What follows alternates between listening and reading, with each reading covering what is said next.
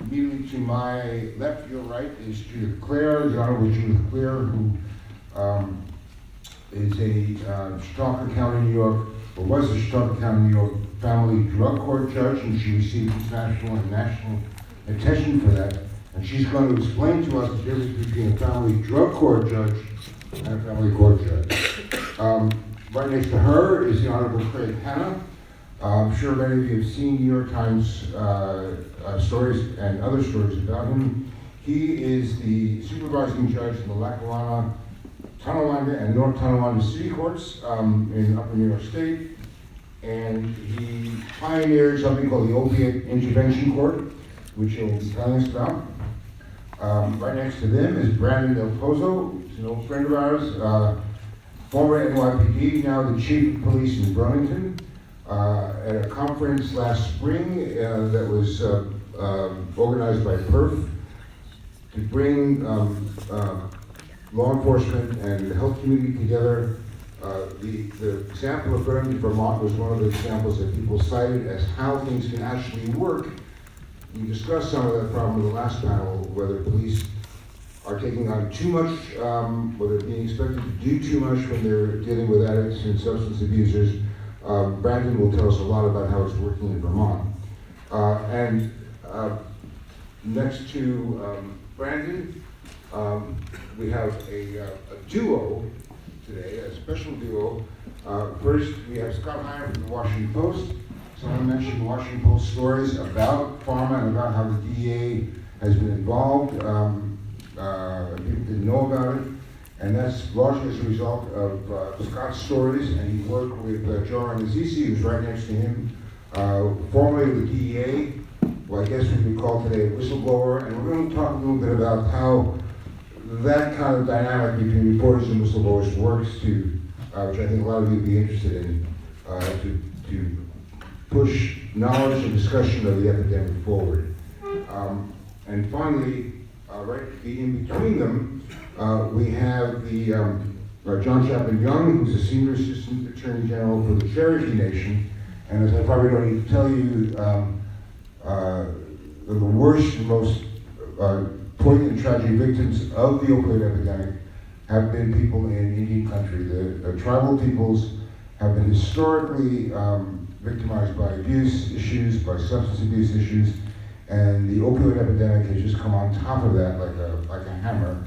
And as a result, some of the Indian nations have launched really successful suits against big pharma. So John Chapman will talk about that and tell us where we are. So let me start first with the Honorable Judith Clare. So tell us a little bit about why you went the route of a family drug court as opposed to just a family court. How did that happen, and what worked for you? I have been a family court judge, so I want to make clear that there's not necessarily a difference between the two.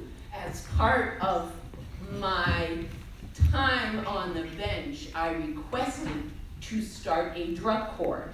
This was in 2002, and we have run our drug court since that time until this past January of 17. And I want to talk about why it stopped, which was not because it wasn't successful, it was enormously successful. It stopped because of funding, which is a whole separate issue. But the point that I want to make is the drug courts work.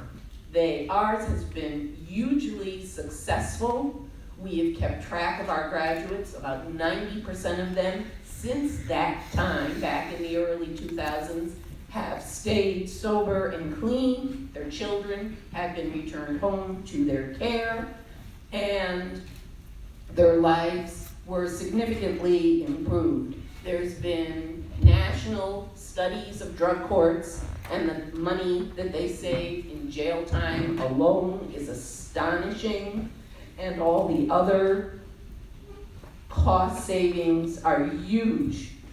In my court, we are not a criminal court.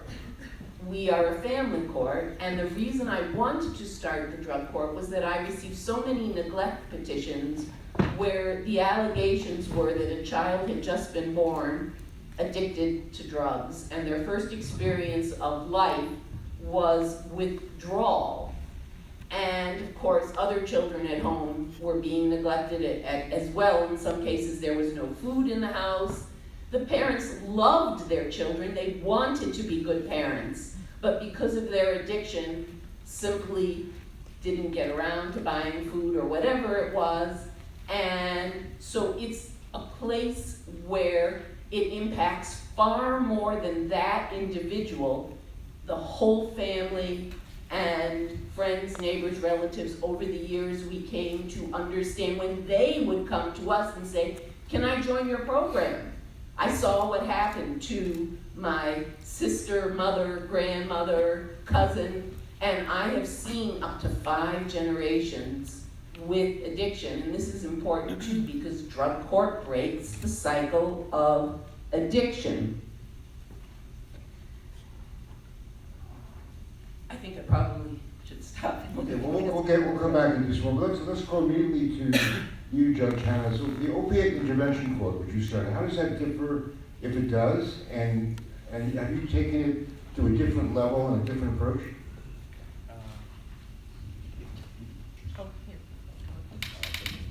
Good morning, everyone. And please forgive me because I am a trained prosecutor initially, so it's hard for me to speak while I'm sitting down, so I may get it off. So may it please the court. Drug courts are like the gold standard. Drug courts have been operating in this country, I would say, since the late 80s, early 90s, and they were doing tremendous work on behalf of our participants. Our court is a little bit different. Drug courts, as you normally know, some of them deal with people after their sentence, and it's a diversion technique to make sure they don't go into incarceration. Our court, we deal with them on their first contact with the criminal justice system. First contact. The minute they're arrested, if they have any history of drug abuse, if they're a Narcan the night before, if they admit in our normal screening in detention centers, that they, and it's basically in any detention center, when you're admitted there, they ask basic health questions. It gets rediverted to our part, where we do an intense screening, and then we have them come in our program. Our program, you're in treatment within 24 hours. You're out of court, you're out of jail, you're in treatment within 24 hours. And I think, Ms. Walter said it before, you can't lock up an addiction. Just putting people in jail, that's not gonna help anything. The problem is still there. A lot of people say you're letting people out of jail immediately. We're putting them into treatment because this is a health problem, it's not a criminal justice problem, like Judge Claire said. And we get them in treatment within 24 hours. We try, and they say now from studies, and I know there's a stigma attached to this, we try to link people with medically or medication-assisted treatment. And some people say you're getting hooked to another substance, but no. Medically assisted treatment, as anyone knows that's in this field knows, that's the standard where you seek when a person is addicted to opiates. So we get them in medically assisted treatment within hours. We place them in behavioral therapy too, to make sure not only that they're going to medically assisted treatment, that they're going to their normal treatment to learn coping skills, so when they're going through their addiction. I'm proud to say that I am in recovery. I've been clean 20 years, and I think it gives me a better perspective on the people I'm dealing with. It's a hard battle. Every day we put eyes on our participants, and it may sound kind of hard, but every day I want to make sure that their life is going well. And the difference between our court and a traditional drug court is that we want to make sure every day that we're treating all the other little ills in society that comes before them. Traditional drug courts don't need that regularly, but our court, what we do is have to be a linkage to our drug court. We do it on the front end, and then the normal trajectory is that they'll enter our drug treatment court at the end. We put their criminal charges on hold. So I know some people say, well, what happened to their criminal charges? Well, nothing. For the first 30, 60 to 90 days, we're focused on their recovery, teaching them tools and techniques so they can deal with their addiction, and that way they can be better suited when they leave out of court. Well, I can talk about this incessantly, but another thing I want to focus on is that we do wellness checks. And let me tell you, they ain't really wellness checks. We're making sure that we follow whatever people place in the things that are around. We make sure sometimes we pop up at their house because they have an 8 p.m. curfew. Because all of us know, if we want to be honest, most of our bad activities happen at night when drug and alcohol is involved. So we make sure that they limit their activities. Some of our participants said you're involved in almost every aspect of our life because we help. So they get to and from work, to and from treatment, to and from recovery. Because it sounds simple, but it's these little things is to help them make the person feel that they're a part of society as well. Let me stop there because I can talk incessantly because as you know, that's what all lawyers do. But I will say this. The main purpose of our court is to make sure our participants walk out of that door better than they came in. Thank you. Thank you, Judge. So we'll move back to you, but let's go from courts to cops. Before you get to court, you've got a policeman there directing a person, or should be directing a person. But in Burlington, you guys have developed some different ways of doing that. Can you tell us a little bit about that, Brian? Yeah, sure. Thanks, Steve. So one of the things that I always bristle when I hear is referring to ourselves as law enforcement or somebody calling us law enforcement. To me, when I think of law enforcement, I think of, if you want to be sort of clinical about it, you're alerted to possible violations of statute, and you collect evidence and people, you bring them to a magistrate, you adjudicate it. That's like one of the many things I do. That's like calling an attorney, a lawsuit filer, or a doctor, a pill prescriber. With the police, we do a bunch of things. And so I always hear this rhetoric, well-meaning rhetoric, this is not a law enforcement, or I'll say policing problem, it's a public health problem. So I said about the mayor, said we don't have a Department of Health. Most cities in the United States do, so let's just have them dive into it. And I went into this saying that the role of the police is to build systems and population level interventions that reduce morbidity and mortality. Like that's how I see my job as a cop, to build systems and institutions and population level interventions that reduce morbidity and mortality. So I went to the folks at Johns Hopkins School of Public Health and said, what do you public health guys do? And they said, we build systems and interventions that reduce morbidity and mortality at population level. I said, you too, huh? So tell me more about this. And they have this plaque outside one of their biggest auditoriums that says, saving lives millions at a time. And I thought nobody could be more arrogant than the NYPD, because we said we save lives thousands at a time, and they're saying millions. And I really think that in Burlington, what's becoming clear to us is that there's a lot of ancillary things that are being done and a lot of interesting side notes. I caution folks that say we should try everything new or try everything plus the kitchen sink. That is not the way to handle a crisis that is like losing the Vietnam War every single year in terms of mortality. It's about population level interventions that reduce mortality. So in the AIDS crisis, it was giving out millions and millions of condoms everywhere. You couldn't walk down the street. I went to Stuyvesant High School when it's still in the East Village, and I was slipping on condoms just to get to the L train. And it was an imperfect but highly effective intervention. If cholera hit the city of Burlington, the police department would be giving out 10,000, 20, 30,000 bottles of bottled water and helping drop off latrines to stop cholera from spreading. If there was a radiation exposure, we'd be giving out potassium iodide. So what I'm thinking of is, in the meantime, while we're trying other smaller interventions, what are the population level interventions that matter, and how can the police stump for them? One intervention, and I urge you to not while I'm speaking, but when I'm done, get on Google. Rhode Island just Tracy Green and Dr. Josiah Rick at Rhode Island they released their study in JAMA of treatment in prison. So Rhode Island got it right. Vermont can stand to follow them. We've been stumping for it. My mayors in Montpelier here today advocating for it. But Rhode Island has medication-assisted therapy for every single prisoner who wants it, the full range of medication-assisted therapy. And in their study, fatal overdoses are down 61%. And as a police chief, and as a man who's toiled through CompStat, our accountability mechanism, I would say that if you had a CompStat for wardens and judged their promotions, their retentions, and their raises on the recidivism rate of prisoners, in the way that the police are judged on the recidivism rate of people in the population, there would be medication-assisted therapy in every prison in the United States right now. And one of the problems with opioids is that we just haven't figured out who to fire yet for getting this wrong. But once we start firing the right people, I think we'll get some progress. Yeah, please. I can go on. So let's stick with this element of the problem first before we go on to the next stage. One thing that seems to be sort of an underlying theme is that you've all moved your traditional institutions, courts and police, out of comfort zones. And the comfort zones we assume that people who occupy those positions generally move in.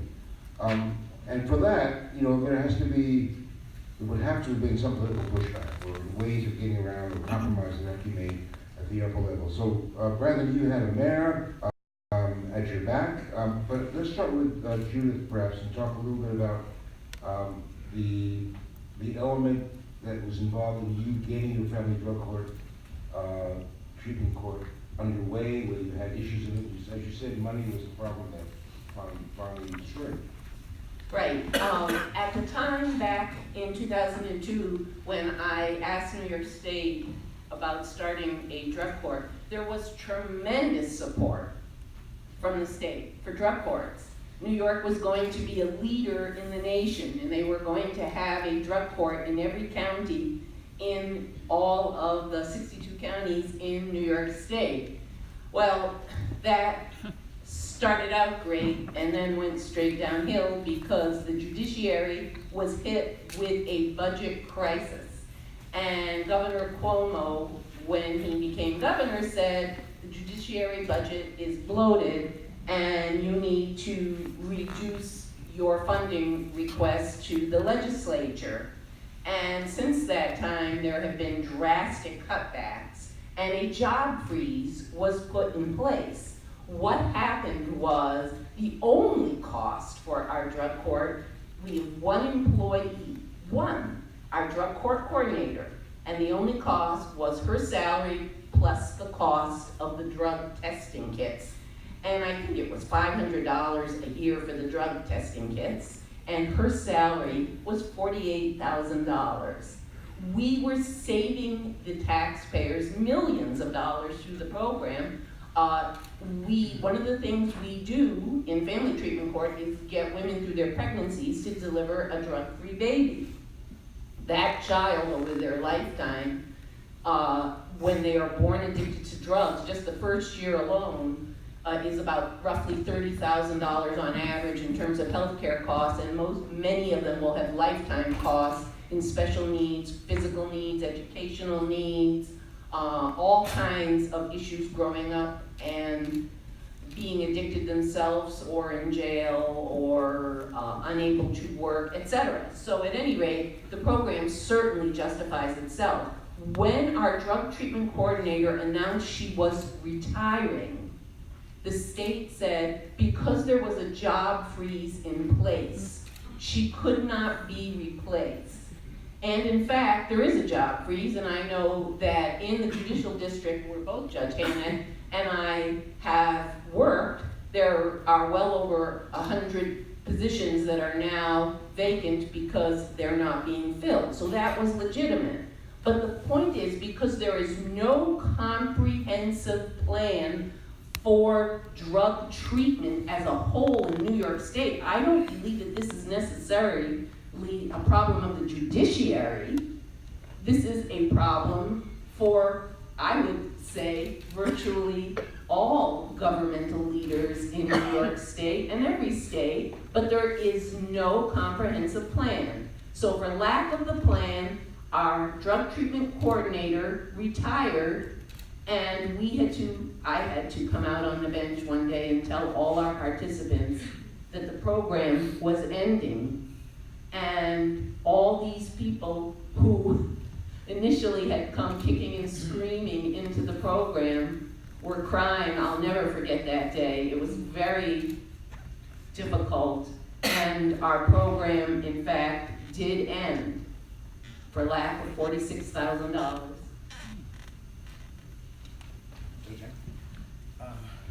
If I can just add, first I would like to say that, and I know we didn't talk about this before, but it was talked about in the last group, it's the shame and stigma of addiction that we have to get rid of. Because a lot of individuals think that we shouldn't add funding to this, but as Judge Claire said, we are saving the taxpayers millions upon millions of dollars once you get that person the treatment that they need. As you saw in my introduction, I wear about 7 or 8 hats. So that's how we fund it. We have to take on extra work. I have to thank my staff. We're probably in calendar from 9 a.m. to 1 a.m. in the morning, and then we work until they make us quit at 4:30 every night. Only because we want to make sure we give people the help that they need. We're just doing yeoman's work, we're doing extra work, because the taxpayers, according to our budget, we can't hire additional people. But it doesn't mean that we're not going to give them the work that they need. I also like to say this. We have to realize with other sicknesses, and I'm glad Ms. Walter said this before, in other sicknesses, people go and receive help. And there's no big deal about it. People get funding, they get Medicaid, they get Medicare for it, and no one cares about it. But when it comes to an addict seeking their help for their sickness, everyone says, why are we putting money into this? And that's a shame. And that's where we need your help. We need to talk to our friends, our loved ones, our parents, our children, and make sure we get this shame and stigma away from addiction. Because these individuals are our friends, they're our future, and we got to make sure that they're not ashamed to get the help that they need.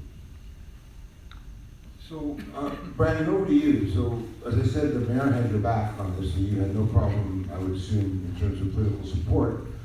But, and Burlington being Burlington, Bernie Sanders lives in Burlington. right.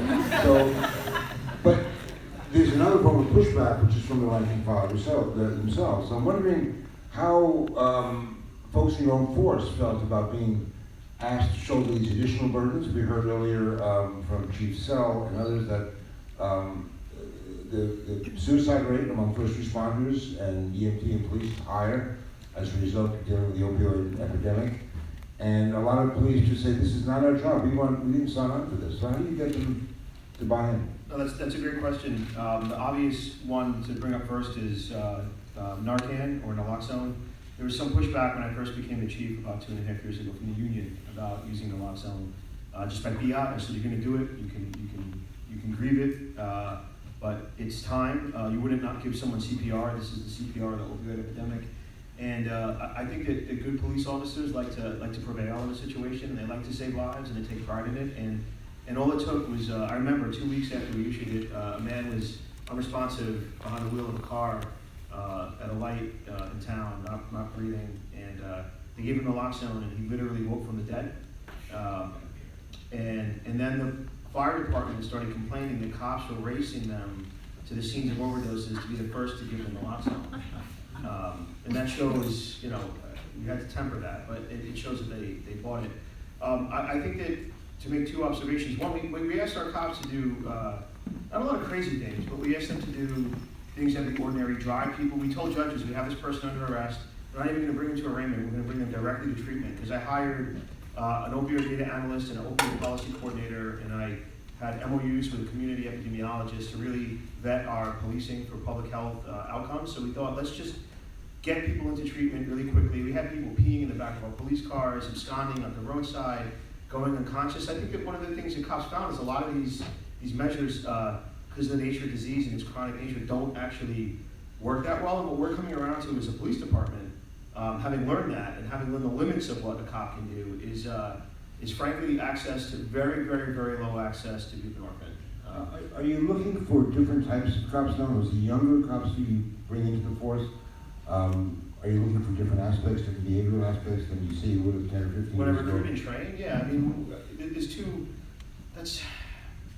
mean, we're lucky, we don't have a civil service process. I can handpick the officers I hire, I can't break the law in my decision making, but I look for mature people that understand the complexity of policing.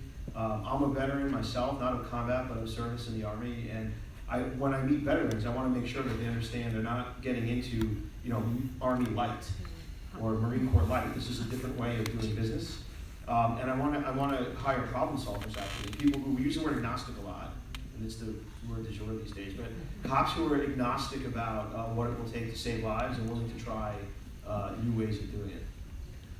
Okay, so as I mentioned before, arguably there's no group of Americans that's been more affected by the opiate epidemic, and in which fewer Americans or the rest of America knows about than Native Americans. So, John, take us through what's happened in Indian country and what tribal nations you're now doing about it.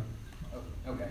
Once again, my name is John Young. I'm Assistant Attorney General for the Cherokee Nation and prosecutor, also for the Cherokee Nation. I hate sitting down when I talk, so I'm going to bend a lot, unfortunately. I'm short, so I probably shouldn't stand up either. The Cherokee Nation filed a lawsuit initially in our Cherokee Nation District Court there in Chatauqua, Oklahoma, against 6 distributors and retailers of prescription opioid drugs. What we found, we kind of came to it anecdotally, if you will. As the tribal prosecutor, part of my job is I take phone calls from Indian child welfare throughout the night, day and night, around the week. These are Indian child welfare encounters a number of children throughout a reservation, whether it be in our hometown there at Chatauqua or in one of the cities around us and throughout the state of Oklahoma, which is not in our tribal jurisdiction. When a tribal child is found to be at risk of danger, we take them into tribal protective custody. By federal law, they remain with us. We then work a case plan to put them back with their parents. A little slightly different than the way the states do it because we're governed by the federal Indian Child Welfare Act.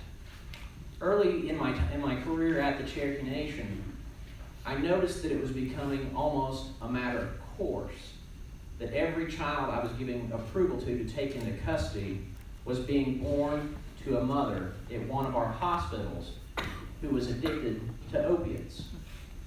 What we found in almost all those cases was the mother had no prenatal care, and oftentimes it had other children that had gone into our system, and many times they had a child in one of our other hospitals elsewhere within our reservation. Like I said, just kind of anecdotally, we were sitting around staffing this one time with the Attorney General, Todd Hendry, and he said something along the lines was, I thought you did that case last week. I thought that went to a status hearing last week, and I said, no, that was a completely different case. And he said, I'm hearing a lot about these opioid babies and a lot of meth. He said, you understood it was a problem, right? But it was the first time I think it caught him. And he said, let's start running some numbers. And we did. And we sat down, we started looking at the numbers that we were taking of children into tribal custody. And every pleading we were looking at had the same on it. A mother giving birth to a child, having had no prenatal care, addicted to opioids in one of our hospitals, and like I said, many times they had another child in another one of our clinics under the same set of circumstances. We then looked to the state side, where state workers were charged with enforcing the federal Indian child welfare law, and they were taking Cherokee children into custody. At that point, we knew that we were looking at the underpinnings of an epidemic there in the Cherokee Nation. The Cherokee Nation has roughly 380,000 citizens. About 220,000 or so reside there in our reservation, which is 14 counties in the northeastern part of Oklahoma.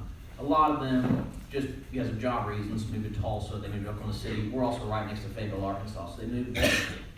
So we have a lot of Cherokee children being born off the reservation, if you will, or even out of state in Dallas, Denver, places like that. So we assign social workers to each of those cases because we have to work a reunification plan in whatever state court that was where the child was found.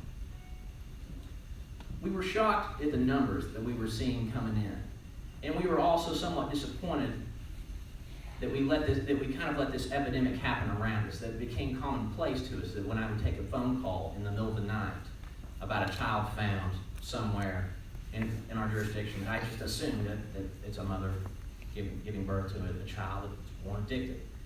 We were very disappointed with ourselves that we let it get that far before we started running the numbers. As we dug in a little bit deeper, what we saw is we had long ago ran out of homes with which to place these Cherokee children, Cherokee homes with which to place these Cherokee children. That was a distinction of critical importance to us. Our culture exists because it passes from our grandparents to our parents to us, and we pass it to our children. I was talking to a colleague in Washington, D.C. a few weeks ago who was a Cherokee citizen. There is no way to learn the culture unless you grow up in it. You can grow up, my wife's a Quarter Creek. She grew up in Dallas, Texas. We met in college. She didn't grow up in the culture like I did.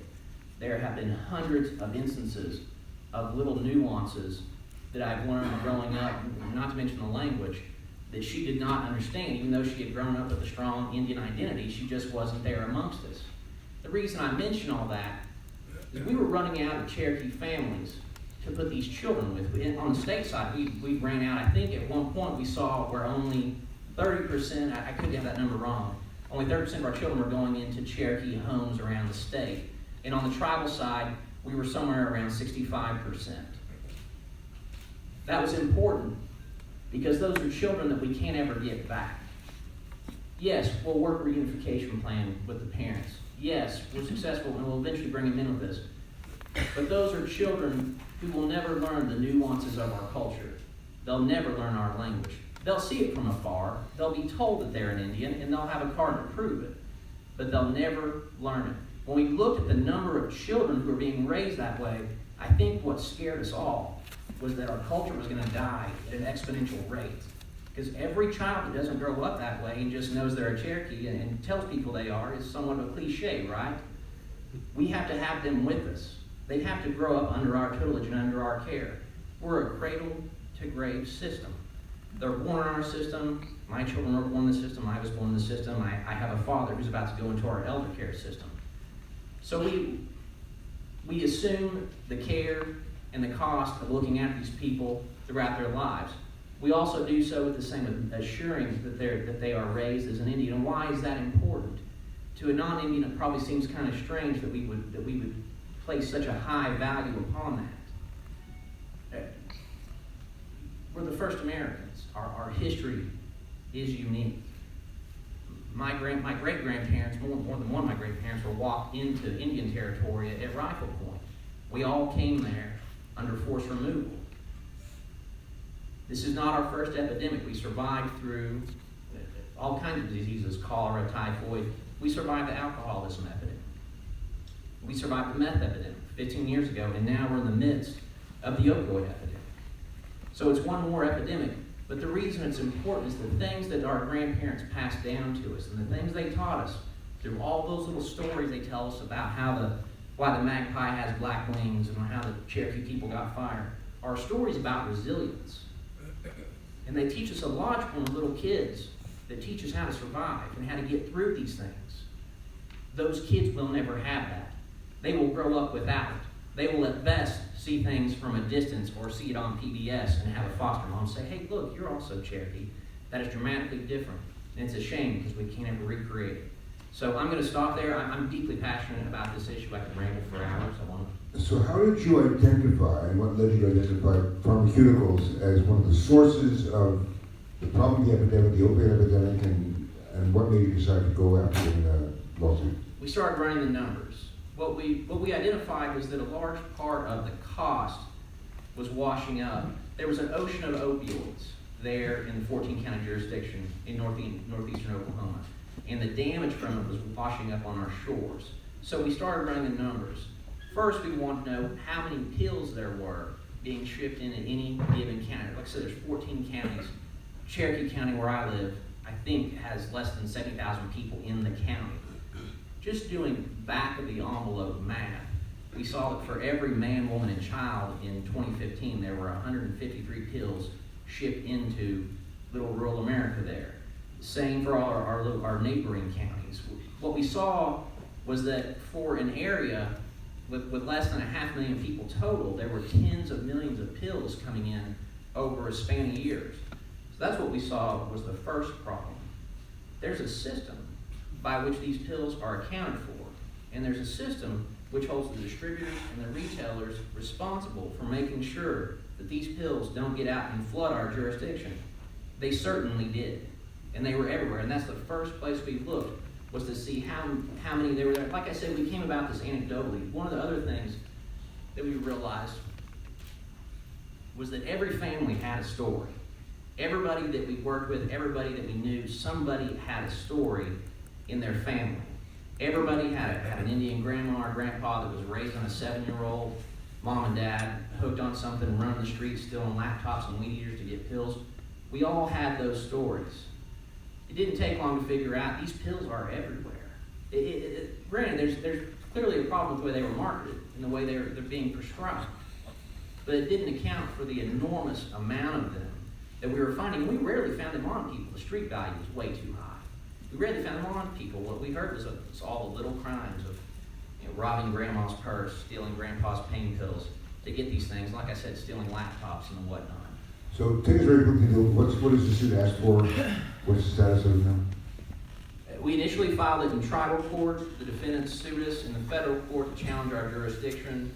The district court there and the federal court found that we didn't sufficiently meet the standard to assert jurisdiction over them in tribal court. We filed down the road in state court. We filed last month, I think, and we just got the defendants served. We'll start discovery. One of the main things we want them to do is just to simply obey the federal laws and the federal guidelines with respect to how many drugs they ship in to our jurisdiction. That is one of the main things we want to do. One of the other things we want to do is the pharmacies to abide by Oklahoma law, which governs the amount of drugs that they give out from any location in a month. That's one of the main things in that, and they clearly owe us a lot of money. So. And just the last question of this, are you now allied with the states who are doing suits? What's the relationship between what Indian nations are doing in terms of the suits against pharmaceuticals and the state government? There's a 13-state coalition, I believe, that's together in one of the suits. We're not really aligned particularly with the states. We filed a little bit before the state of Oklahoma. They've been extremely helpful in our suit. They filed theirs in a different part of the state. We have a little bit different issues because of where our healthcare costs fall. So in a sense, we are aligned with the state and that we're fighting a similar battle, but we're not part of the multi-state case. And like I said, as an Indian tribe, our damages are unique. They fall upon us much different than they do with the state. So let me now move to the federal agency which is supposed to oversee all of our various drug problems and our drug war. Joe Rannazzisi, you have been featured in the Washington Post, thanks to Scott Higham stories, as someone who blew whistle on some of the issues things that we didn't know that the DEA was doing. So tell us a little bit about your experience at the DEA, and I want to get Scott into the conversation as well, but first, the floor is over to you. Tell us a little bit about your history and what you've done. Thank you very much, Steve. First of all, a little background. I was with DEA for over 29 years. I pretty much was in every aspect of drug law enforcement. I worked crack cocaine in the 80s, pills in the 80s, worked homicide in the 90s, drug-related homicides, all the way up through. So I got a good glimpse of everything, and I can tell you this problem didn't sneak up on us. I saw it firsthand, and I saw what was happening. If you look at my testimony over the years in front of Congress, you'll see that we were sounding the warning bell on numerous occasions. Let me ask you a question. When was the last fentanyl overdose? When was the last fentanyl problem before now? Does anybody know when the first fentanyl problem was? Chicago, 2006. No. I knew you were going to say that, and I'm glad you said that. We had fentanyl problems back in the 80s. Back in the 80s, we had fentanyl people. Actually, the analog problem with opioids started in like 79 or 80 when a guy was trying to make a meperidine or a Demerol drug. And what he actually made instead of MPPP, which was the analog, he made MPTP, which is a neurotoxin. And people had irreversible Parkinson's. They were walking to the Haight-Ashbury Free Clinic with massive motor skill issues that couldn't be controlled. We saw this coming. We knew it was coming. Now that study that was talked about, that heroin study, that heroin is the #1 initiate now. I think it's a 17 study by Ted Cicero, is the researcher. I invite you to read that study, because if you read that study, you're going to see that Cicero said heroin is now taking 33% of the initiates. The new initiates started with heroin. But it actually said that still oxycodone and hydrocodone far outweighed the number of people who were initiating with heroin. The opioids, pharmaceutical opioids, are the key, and that's what brought us to Washington Post and then 60 Minutes. A lot of things were said up until the time I retired that I saw that really weren't addressing the problem. We had politicians all over the place saying, oh, we're doing everything we can. We're doing everything we can to fix this problem. And they were really doing nothing. And in fact, you have to ask yourself a question, which brought us to to Washington Post in 60 Minutes. During the height of an epidemic that was clearly driven by the pharmaceutical industry, why is it that Congress would pass a bill to protect the pharmaceutical industry? What Assistant Attorney General Young said was absolutely correct. The pharmaceutical industry had an obligation, a legal obligation to do certain things. If you were a distributor, you had to file suspicious orders. You had to know your customer. You had to make sure that the drugs you were sending downstream were actually going to be utilized in a manner that was not illegal. Pharmacists and pharmacies were required to do due diligence on their prescriptions. They were charged with doing corresponding responsibility to ensure prescriptions were valid. And nobody was doing either one of them. That's why you had prescription pill epidemics in the state of Florida. That's why they went up to Georgia and Tennessee and Ohio. It was all done because they were allowed to do it because the pharmaceutical supply chain was not controlling the drugs going downstream. And the medical community was either prescribing illegally or over-prescribing. Now, there were plenty of legitimate patients, but that's what was happening. So we started cracking down on pharmacies and distributors throughout the country. And instead of abiding by the law, instead of taking their violations and working to better their system, they went to Congress and got a law passed to protect their interests. Now, somebody asked about the pharmaceutical companies. The pharmaceutical lobby is the strongest lobby in Congress. I've dealt with them for years.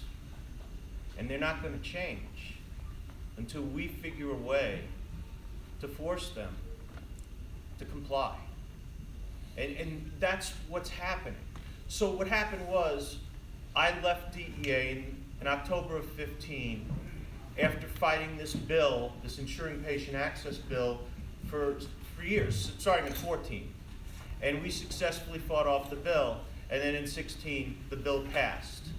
And the industry got what they want, because now it's virtually impossible to do an immediate suspension order on distributors, manufacturers, upstream. You just can't do it anymore. There's no legal way you could possibly do it. That's what they wanted. And then I turned it over, and basically one day I was sitting there watching a news program where, you know, the congressmen and the senators were talking about how they're really clamping down, and this new act is going to fix all the problems. And I was looking at the act and I was saying, this is just blatantly not true. It's just not true. And it just so happens that about that time the Washington Post was kind of sniffing around, and they caught me at a really, really good time. Because at that point in time, I was just tired. I was tired of bureaucrats, and I was tired of politicians, and I was tired of talking to parents who lost kids. And I'm going to be first to admit it. A lot of people died on my watch. I controlled all pharmaceutical, methamphetamine, and synthetic drug cases in the United States. That was my job. And all these people were dying on my watch. And if you want helplessness, you should have sat in my chair every night talking to doctors and talking to parents and talking to police officers and chiefs, saying, how are we going to fix this? There's no type of helplessness like that.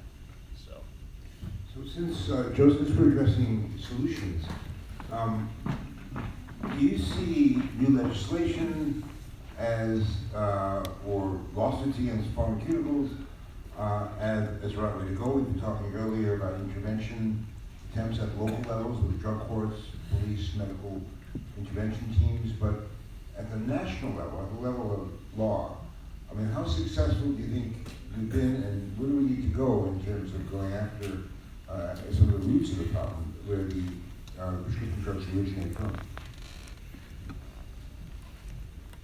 Well, first of all, I'm a big supporter of drug courts, and I've been for many, many years.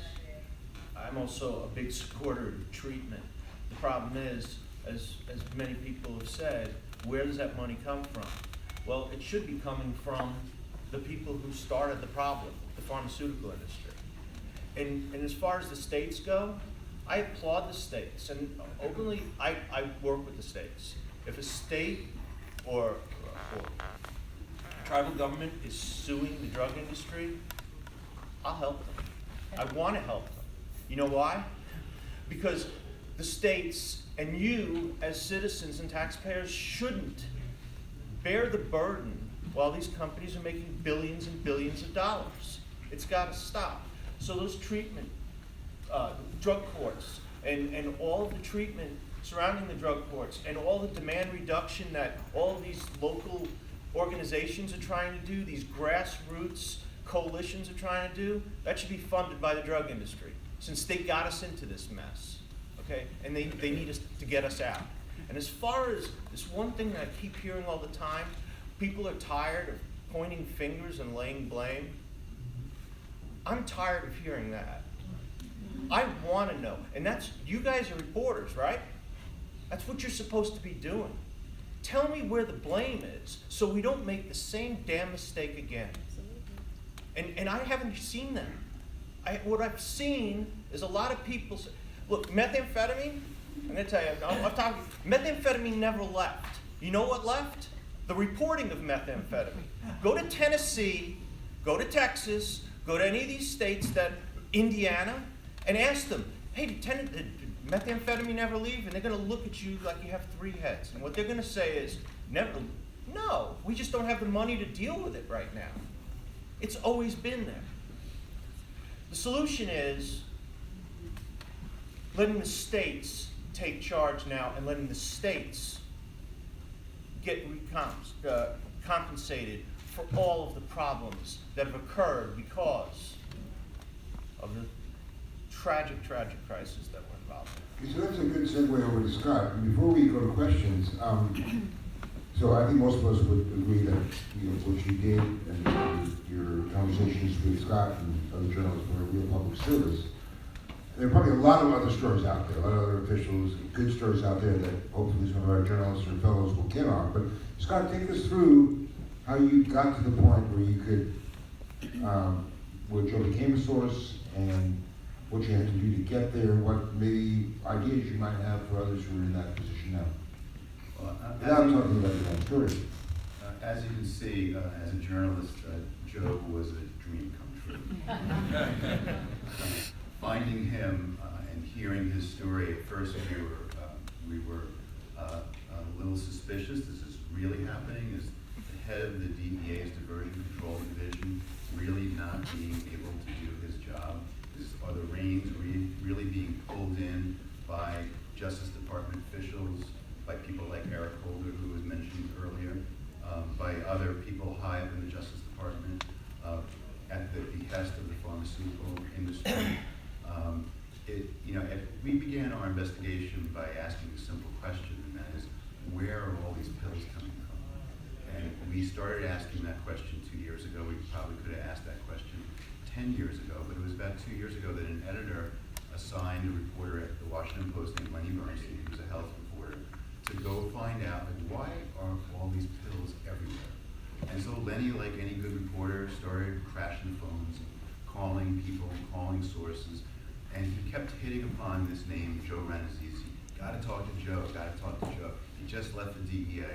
And so Lenny talked to Joe, and then Lenny and I talked to Joe, and we met in a Greek restaurant, and Lenny and I got the story out of him bit by bit, and we were like, all right, well, so we need to start confirming the story. So we started filing FOIAs. We started to see that there was, in fact, a slowdown in enforcement cases at the DEA, that the chief administrative law judge at the DEA was documenting the slowdown, that he was incensed that there were all these overdoses all over the place, and nobody was being held to account. And then I started calling all around the country to field offices, DEA field offices, and began getting people to go on the record, DEA investigators and agents, who said that they had great cases against these companies. They were sending them down to Washington, and they were just languishing there. And so we started writing these stories. We started getting a little bit of an impact. And then we teamed up with 60 Minutes, and Sam and I think Ira are in the audience here. And we did some joint investigations with them into this. And it really had an impact. The guy that Trump nominated to become drug czar, Tom Marino, withdrew his nomination. So far, there's been 270 lawsuits that have been filed around the country on behalf of towns and cities and counties. There's another 12 states that have filed lawsuits. There's another 30 that are kind of laying in wait. This is kind of like the tobacco of the 21st century, and Joe is kind of like the insider of the 21st century in the opioid epidemic. And you know, last night we were at this bar with a lot of you, and we listened to a lot of the story ideas that you guys had. And I think if you did like half of those story ideas, you really have an impact, because you know, journalism can really make a difference. Great journalism really matters. And so I implore all of you to go out back into your communities and to do this kind of reporting, to hold people accountable, to look for solutions, and to let people know what's happening out there. Okay, thanks, Scott. So let's go to questions now. I'm sure a lot of you have them. When you stand up, please tell us your name. Can we have someone, Joe, can you help with the mic? The mic's over there. Oh, yeah, ask the question, great. Yeah, let me start with you. Stand up so they can. Hi, I'm Rannazzisi. I'm the Fayetteville Observer in Fayetteville, North Carolina. One surprising result of the opioid epidemic that we've seen locally is an increase in sex work and sex trafficking. I wanted to specifically talk to Brandon, but also if anyone else has any comments or thoughts about this. I know in Vermont, we've talked to people that Vermont historically has never really dealt with a lot of sex work or sex trafficking, and there's a huge increase there. After this opioid epidemic started, and I wanted to talk to you just about, how you're dealing with the problem and what are the solutions. Yeah, so one of the things, the only thing I disagree with is that you said that it was surprising. I think that it's the I'm being rhetorical, but it's the natural outcome of this type of disease. We're definitely seeing an increase in sex trafficked women. If you don't know this already, it happens when a woman gets addicted. There's this point where her body is still in good enough shape to be a commodity. She needs to feed her addiction, and in our case, she'll trade heroin for drugs, not only in the general market, but a lot of times host drug dealers and then sell drugs to her friends in order to stay supplied from the dealer while she's being trafficked. We actually concentrate in our interdictions on these women, and I don't mean from the perspective of prosecution and incarceration. We actually try to get them treatment. We try to get them the proper screening. One of the things that's interesting about our work is, except for a very narrow range of meetings, defense attorneys are invited to everything we do because we're trying to serve the best interests of the same client. And the way to think of this epidemiologically is that these women are nodes. They are vectors for spreading the infection of opioids because they have an incentive to trade sex for heroin, but also to invite dealers in who sell it to their friends, etc. So when we do, number one, we have no prosecution policy for the Sex Act itself. We don't prosecute people for prostitution really at all. We look to prosecute the traffickers. And then lastly, whenever we identify women at something we call substat, we track them week to week, their risk, their prevalence for overdose, where they are in touches with DCF or with the courts, always with the goal of getting them the right screening and getting them to treatment. And if there's one population that I can sprinkle a magic dust on that would make them not in the throes of addiction, it would be these women, because I really think they're a focal point for the disease. Okay, next question. I think it's Madeline List over there. And then. Hi, my name is Madeline List. I cover courts at the Cape Cod Times. And something I've seen recently a couple times is a phenomenon happening where drug dealers who deal a fatal dose of either heroin or heroin laced with fentanyl to a user can be charged with manslaughter or a similar charge or given a harsher sentence. And in one case, it was actually the mother of a victim who filed the criminal complaint, and then the DA's office actually null-prossed the case, before it went forward. But I'm wondering if that's something that you're seeing, dealers who deal fatal doses being charged with charges like manslaughter, and if you think that's a potential solution, or if that's something that isn't really happening that often, is more of a rare case. Thank you. Briefly, I'll give you the brief answer. I think they're passing legislation in our jurisdiction where they can do that. I'm going to have to give you my legal answer. It's hard for me to comment on something when something can actually appear in front of us. So we're supposed to take an open mind or no comment pause on that, because something like that may come in front of me and I don't want to see predisposed to how I would decide that. But our main thing, especially, and some of you may know this, especially because they had a huge seminar, is bail. When you really think someone is a major dealer or major distributor, and someone that we had in our jurisdiction was released on bail, and then he had laced heroin with fentanyl, where some people died, his bail was remanded, it was taken away. He was revoked, and he was remanded in custody. And that's the main way that you try to get those off the street. I'll be remiss if I didn't say this. Some of the low-level dealers, and some of us know this, are addicts themselves. So if you don't get them treatment, they're treating or they're feeding their habit by selling drugs. So I know it sounds kind of odd, but if you don't give them the treatment that they need, then you don't stop the problems of low-level drug dealing as well.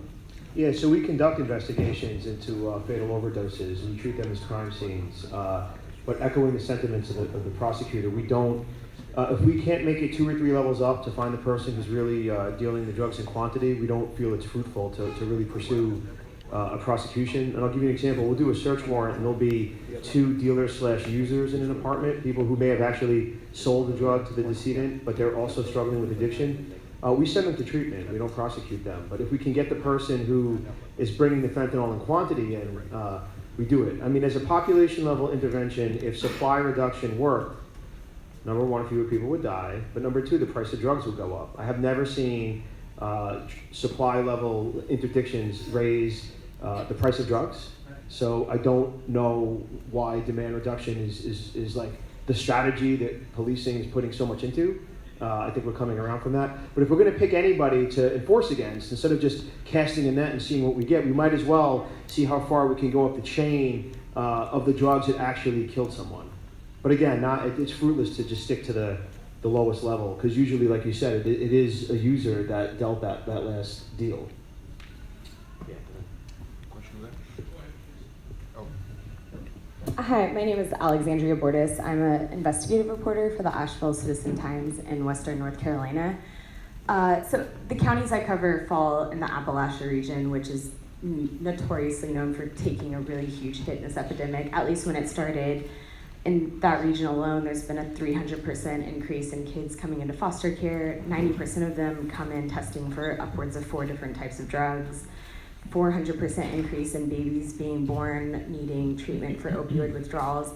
It's really devastated the area, but something that really stood out to me the most in the reporting process was the lack of accessible treatment options for these really rural counties for people that are truly the most burdened. We've talked a lot about medication-assisted treatment, but when you have these families that are not only trying to keep their children with them, but also recover, they're having to drive over an hour every single day for methadone. That's not reasonable, and it's not getting these people that are hit the hardest out of this cycle of addiction. What steps need to be put in place to reasonably help people access medication-assisted treatment, or just services in general in areas that are truly perpetuating this crisis? Very briefly, I know that a few people want to talk about this. At the end of last year, the FDA approved and it's a big problem, and Vermont is a rural place as well where we encounter the same difficulties. The FDA approved a buprenorphine depot injection. What that means is buprenorphine in the arm, it lasts 30 days. And so the thought is in rural populations, number one, right now you can give out a buprenorphine wheel, which distributes 1 strip a day. If you're worried about diverting that, the injection goes into your arm, and it doses over the course of 30 days. And clinically, it's proven to be extraordinarily effective as any other buprenorphine and Suboxone intervention. And I think it holds tremendous promise, because it forestalls the diversion problem, it forestalls the having to come to a place and get the drug every day problem, and it seems well suited for rural populations. And I urge folks to research the possibilities of this drug. Judge Clear may want to comment on this too. I'm lucky. I live in it doesn't sound like a major population center if you live in a city, but the city I'm in, we have a lot of the treatment providers and everything right on hand. But for the people that don't live close, because our jurisdiction stretches hundreds of miles, we have a mobile outreach system where the treatment providers can actually travel in a mobile van with a doctor or a PA and treatment providers and actually go out to the individual's homes and give them the medically assisted treatment that they needed. That was our first response to this, because that's a valid question, because when you're not in a major population center, you don't have the access to all the treatment tools that you said. And that's one thing that we're doing to combat that. Back in 2002, when I had first approached New York State about starting a rural treatment court, I do JDs. I wanted to have a juvenile delinquent part, and I couldn't get permission to start one because there is a total zero lack of treatment options for juveniles in our very rural county. And so I was told that we couldn't do one. There's a huge lack in every respect, even for adults. So I see this as an enormous problem. And I just want to throw out, sort of as an aside, I'm sorry, this is my personal prejudice. I hate Suboxone. And the reason I hate it is because there is absolutely no supervision. There is a huge racket. The medical profession would not cooperate with us when we had people addicted to it. The protocol is that you're supposed to go off it in 2 years. They never go off it. I would have people come into court and I'd say, how long have you been on it? And they'd say, 11 years. And there's just no oversight at all, and it's a racket. And now what happens is that people take their Suboxone and hoard it, and they're selling it on the street. And I know that there's Subutex, but it's not used that much, and so what happens is that babies are born addicted to Suboxone. There's just a host of problems related to it, and none of it, zero. I've seen nothing in the media at all about it being addressed or even recognized as a problem. So I understand the black market for Suboxone to be people who don't have ready access to treatment. They're looking to an alternative to fentanyl. The judge and I have what I'll characterize as a really profound disagreement on the approach to Suboxone, to the extent that I was just in talks with my prosecutor last week, and it's tentative, and please Chatham House rules for a second, of not arresting or prosecuting for any off-label use of Suboxone or buprenorphine. My next door neighbor, where I grew up in the Hudson River, has been living next to me for 12 years on Suboxone. He's my neighbor. Our families get together, and he owes, he says, his life to that. The thing about Suboxone, in my opinion, is that, and I've done a lot of research on this, PubMed, you name it, that when you're taking Suboxone, you're at an extraordinarily reduced risk of fatal overdose. You're not free of the need to take a medicine. You are on a medicine that you rely on. You have a dependency on the Suboxone, but the dependency allows you to function, it allows you to work, it allows you to have a family, and it displaces consumption of the fatal fentanyl and heroin. So as far as reducing morbidity and mortality, as far as keeping people alive till we figure out what to do with them, I would prescribe it out of the back of my police station tomorrow if I could. Well, I'm going to stay out of grown folks' business, as my grandma would say. But we're at the business of saving lives. And if it's going to save someone's life to get them, instead of having a fatal dose of heroin mixed with fentanyl, we want to give them any substance or any hope that they need. So we're trying to save their lives so they can be here to live and work and be with their families. Okay, next question. Hi, Thomas Ept, Harvard Law, Harvard Kennedy School. I'm actually wanted to make a comment, not based on my time in academia, but actually my time in private practice working for a large law firm on pharmaceutical litigation. And for those of you who are investigative reporters who are looking for a template as you continue to pursue these investigations, I would highly recommend looking back at all the reporting done on the Celebrex and Vioxx scandals from years ago. Working as a lawyer on some of those cases without violating the privilege, I have to say, I've never seen anything like the intensity of the drug campaigns that these did. The only thing that I've ever seen that rivals it is the intensity of a presidential campaign. The forensic nature of which these sales forces go to doctors, to every single chain, and influence them to get their drugs out. unless you've seen it up close, you just can't believe it. So I would recommend for those of you who want to continue on with this story, that might be a good place to look. We have time for about 2 more questions. You have a non-disclosure. Doris, Hi, my name's Maddie O'Neill. I'm a courts reporter with the Erie Times News in Erie, Pennsylvania.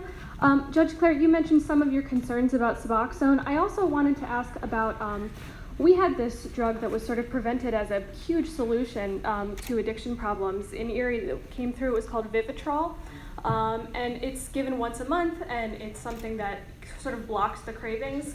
But what slowly came out was that there can be a huge risk of people trying to overcome the block of their cravings, and it can actually lead people to overdose because they're using a greater amount of the drugs. And another issue that came out with Vivitrol was that it's enormously expensive, and some of the pharmaceutical companies that create it are profiting hugely off of sort of selling the solution to a problem that they created. So I was wondering if the panel could sort of discuss whether there are any concerns about some of the solutions to the problem creating additional problems, whether that's something you've seen at all. Thank you.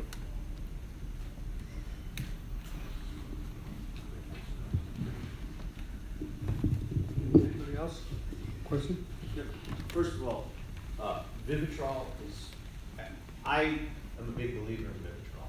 I think Vivitrol works. Obviously, you have to be clean before you start Vivitrol, because if you're not clean, you're going to go into withdrawal, and that's not a good thing. So you want to be clean before you start Vivitrol. When Vivitrol first came out, there was doctors that were upset with Vivitrol because they thought that if the person broke their leg, they couldn't get past the blockade, because that's all it is. It's a blockade of the opioid receptors, so you can't overdose. You can take heroin, you can take fentanyl, you can take whatever, and it's not going to get through the blockade. So it's life-saving. It's just proactive life-saving. So, I've never heard in my time that somebody was trying to like doctors, yes, but never heard of a person who's on Vivitrol trying to overcome Vivitrol, because it's just wasting money as far as I'm concerned. It's generally, unless you're doing something, maybe carfentanil. But I can't even think carfentanil would overcome that. So I'm a big believer in Vivitrol. I think Vivitrol will work, and I'm not being paid by the drug company or anything. Don't get me wrong. But I'm a big believer. I agree with my panelists.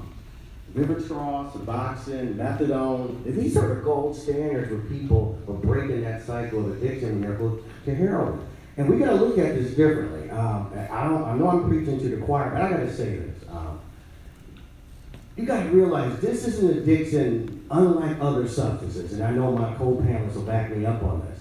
They say that on a scale of euphoria, your first shot of dope, let's say if you're having a baby is 5 on a scale of 1 to 10. Your marriage is an 8. The best sexual experience in your life is an 11.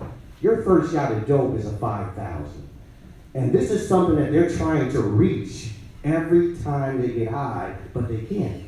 So you gotta realize the blockers that keep them from getting the enjoyment out of it, the treatment that we're giving them, the coping skills, the behavioral skills, it sounds like we're throwing a lot of money at it, but it's not a lot of money when you realize that you're making this person save his life and get them back on track.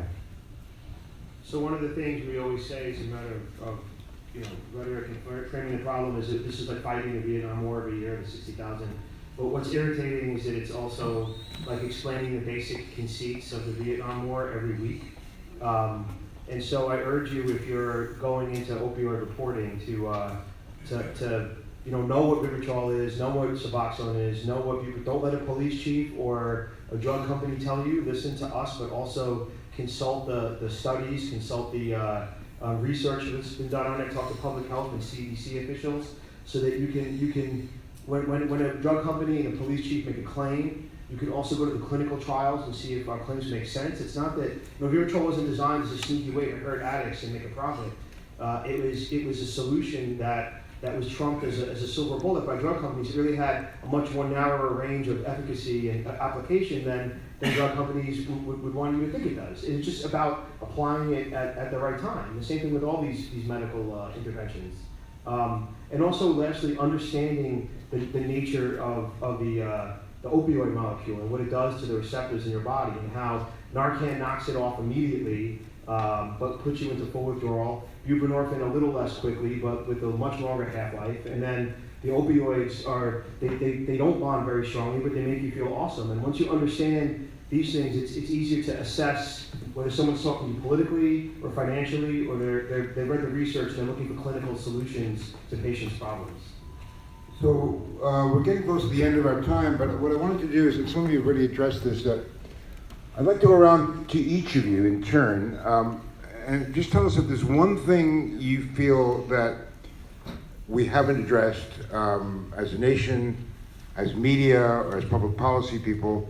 What would you isolate? I mean, obviously there are a number of things, but looking at it from your own experience, your own wisdom and background, which ones would you isolate? We'll just go straight around the table. Judge Claire? I think what I already said, that there is no comprehensive policy on the opioid crisis nationally or in New York State, and that it shouldn't be up to the judiciary to run drug courts in isolation. I mean, this is what I know, obviously, so that's what I speak about, but it's not just drug courts. In the first panel, you heard about the importance of collaboratives, and I couldn't agree more. And there should be collaboratives, including the judiciary, along with the government, politicians, peers. I agree with that one too, couldn't agree more. And having some sort of policy moving forward to address these issues so that each initiative isn't undertaken in isolation. Thank you. Judge Hanna? Maybe we're in a polite group, because this is like the 10th lecture I talked on about this year, and it hasn't come up, but I'm gonna make the question for you. There was like, why didn't we treat this like an epidemic when our soldiers were coming home in the 60s and 70s? When our black and brown people were doing this in the 80s and 90s? And all of a sudden now we're looking at this like an epidemic and a medical problem, not a drug problem. I get that almost everywhere that I go, because we destroyed a generation of people by taking fathers away from their communities in the 70s, 80s, and 90s. And now all of a sudden we say this is a medical issue, when before we tried to lock it up. And the main thing I say about that, those years in the past were a tragedy, where we robbed generations of people, put them in jail, especially with the Rockefeller drug laws. Put them in jails longer than we put murderers for low-level drug possessions and gun possessions, when they were just trying to feed their families. But the reason why I say that is that I think we learned from those mistakes from the 60s, 70s, 80s, and 90s, and realized you cannot lock up an addiction. And although we made that huge mistake in the past, we're not going to make it again in the future. Thank you. I'd just like to second what he said. I think that as we transition from analgesics to heroin, we see that analgesics are trafficked through predominantly like white institutions like the pharmaceutical industry and the medical profession. And as folks said, we've given doctors and pharmaceutical folks like a big pass. And now that heroin and fentanyl are coming in the market, you see that the black market networks tend to be more people of color. At least in our experiences where we see the drugs coming into our community. And this non-incarcerative, more thoughtful approach that we're happy to use, number one, ought to also prevail as we contend with more heroin than ever. And it also ought to prevail as the next epidemic comes that more squarely hits the black community. It'll be a test of our convictions and not just rhetoric or bias or racism in another way. And then the last thing I'd say from my perspective is I urge folks, when they look at a new initiative or new step, that the one thing I'd like to see, just for one thing, is a real analysis and reporting from both sides, of people offering it and people writing about it, of what the expectations, what the value proposition to any intervention is. I think once you start asking what the real value propositions are to a given intervention, you see a lot of them are just people trying to make a difference, but you realize that it may not be effective or efficacious. And I'll say, I have nothing against safe injection facilities. Politically, I don't think they're one of the horsemen of the apocalypse. I don't think that the sky is going to fall. The sky did not fall in Vancouver. But no matter what simulations you run, and when you're wondering how does this police chief know math, I learned my quant at John Jay College in the graduate program. So before you cast aspersions, they capture, no matter whether you run a geographic simulation or risk day simulation or total number of consumptions in the community captured and isolated. In Vancouver, all out, it's a 1 to 3% capture of the risk in their safe injection facility. That is not a comprehensive public health interdiction. It shows compassion, it destigmatizes, but I wish that it wasn't the Soros Foundation driving the conversation. I wish it was analytics that were driving the conversation. So end result, I just wish that we'd be very, very, very analytical about what we intend to accomplish here. I'm really interested in seeing the discovery from these lawsuits and what that produces, because I would really like to know what these companies knew and when they knew it and who they did that information when they found out. And I would encourage all of you who are reporting out in the field to keep that question in the back of your mind.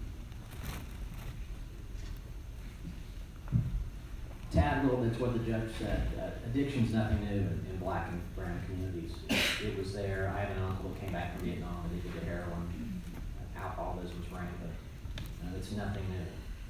So I think you can learn a lot by speaking to somebody who grew up in one of those communities and the way they look at addiction. I think we had the decriminalization mindset a long time ago because we saw so much of the human impact. But if I could piggyback on a little bit what Scott said and what Joe said earlier, I think one of the most important things we can do right now as attorneys, as judges, and especially as journalists, is shine a bright light on what this industry is doing. I too am looking forward to seeing the discovery in my lawsuit. I too want to see more of like what I saw Joe do and what I saw on 60 Minutes and the Washington Post.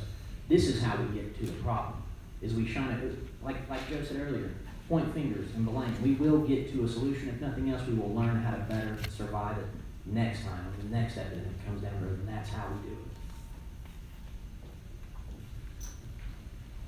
Well, I think that most people are going to say, well, who's going to bash the drug companies? And I'm not. If I had one thing to do right now, is I would make sure that there is enough funding for treatment. And I don't remember who said it, but they're absolutely right. If you're in Appalachia right now, and you've got a 14 or 15 or 16-year-old that's tied up in opioids, the chances of them getting any effective treatment anytime soon is almost zero. And they can't drive now. We need treatment. We need treatment based in rural areas. We need some incentives to get physicians or some type of medical provider into those rural areas to treat those patients. Because we'll lose them. I'm telling you, I've seen this. They go from the opioids, and when they can't afford them anymore, they move to heroin. Or what they think is heroin is actually fentanyl or acetylfentanyl or 3-methylfentanyl or whatever the fentanyl of the day is in that area. We need effective treatment, and it's not going to come because a bunch of politicians are sitting around the table coming up with new ideas. It's going to come because they're being pressured into giving the appropriate resources to treat. The drug courts are great, but without effective treatment, the drug courts are worthless. We need treatment providers. We need them now, and we need them widespread throughout the country. It's a very effective way to end what I think has been a great panel. So please join me in thanking.